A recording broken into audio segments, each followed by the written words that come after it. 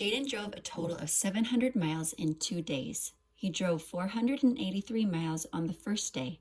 How many miles did he drive the second day? Cubes, cubes, cubes, cubes, cubes. What are my numbers? I have 700, 2, 483. What's my question? Underline my question. How many miles did he drive the second day? What are my keywords? This gets a little tricky. I really don't see any keywords in my question, but I do see the word total. And I do recognize that it says the total is 700 miles, which means I already have my total. It then says in 2 days. I don't really think I need this number 2 days, except for to remember that he drove 483 miles on the first day. Now I know if I have the total amount of miles, 700, and I have the first day's miles, 483, in order to find how many miles he drove in the second day, I'm going to have to subtract. All right, I've pulled out my numbers.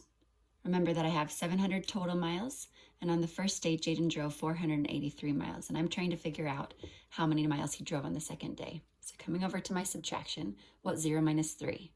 I can't do that because the number on the bottom is bigger than the number on the top, so let's go ask our neighbor.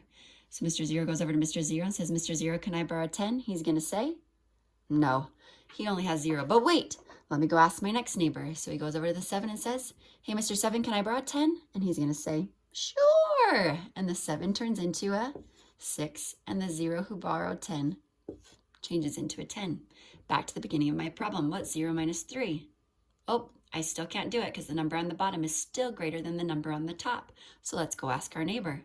So Mr. 0 goes back over to Mr. 10 now and says, now can I borrow 10? And he's going to say, sure. And the 10 turns into a 9, and the 0 turns into a 10. What's 10 minus 3? 7. What's 9 minus 8? 1. And what's 6 minus 4? 2. So I know that Jaden drove 217 miles on the second day, and that is my answer.